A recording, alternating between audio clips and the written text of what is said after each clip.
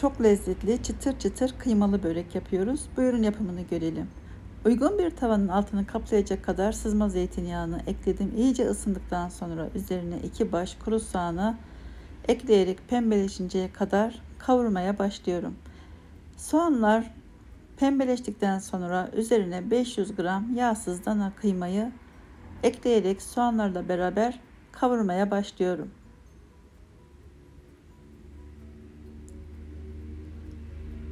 Kıymayı ne kadar güzel kavurursanız böreğiniz o kadar lezzetli olur.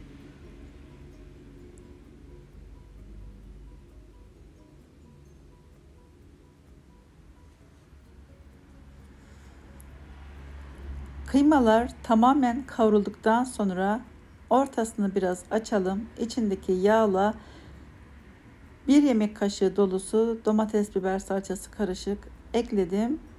Salçayı güzelce kızartmaya başladım. Salça eklerseniz daha lezzetli olur.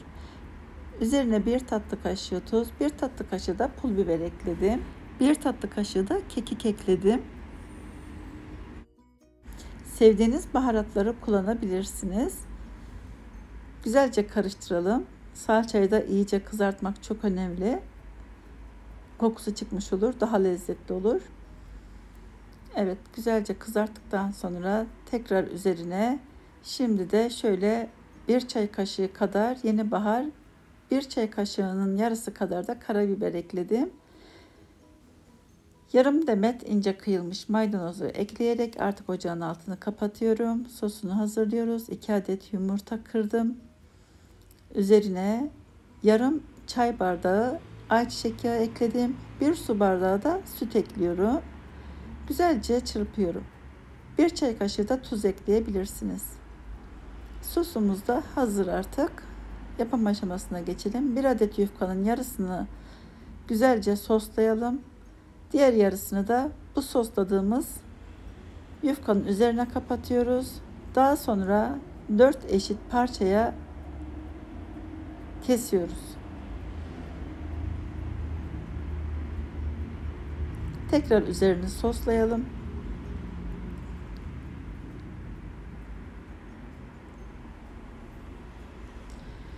Şöyle yeteri miktarda kıymadan yerleştirip rulo şeklinde sarıyoruz. Hemen pratik.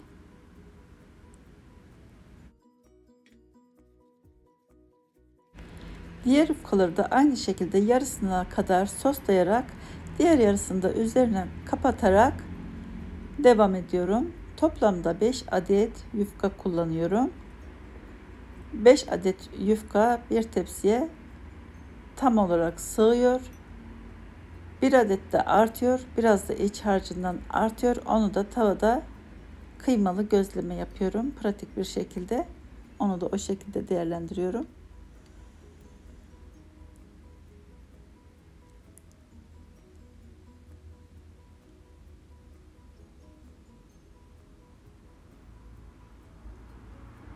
Ben hemen böyle pratik bir şekilde sarıyorum.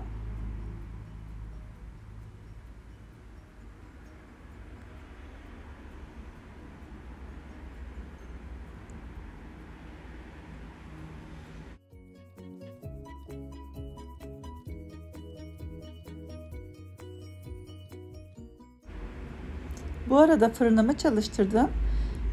185 derece ısıda alt üst ayarda ısınmaya başladı.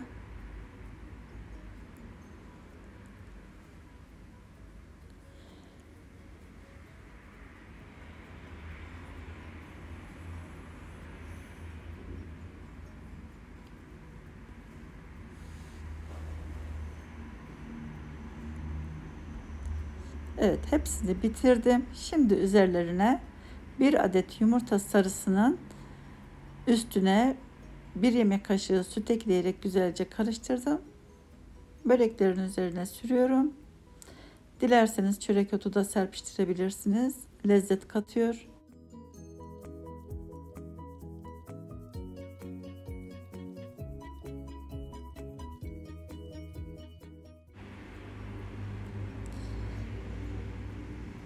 Evet. Gördüğünüz gibi gayet güzel pişti. Çıtır çıtır oldular. Eğer çıtır börek seviyorsanız bu tarifi mutlaka denemelisiniz. Gayet güzel oldular. Buraya kadar da izliyorsanız ve tarifimi de beğendiyseniz lütfen bir beğen tuşuna basıp, abone değilseniz de abone olup bildirim zilini açarsanız ben video paylaştığımda size bildirim gelir. Evet, şu anda çok sıcak fakat size içini de göstermek istiyorum. Gerçekten çıtır çıtır mis kokulu harika bir börek oldu. Evet, şöyle bir tane çıkarayım. Böleyim. Evet, şu anda çok sıcak. İç dokusu da bu şekilde. Yapıp deneyecek olanlara kolay gelsin. Afiyet olsun. Başka tariflerde, başka videolarda görüşmek üzere. Hoşça kalın. Afiyet olsun.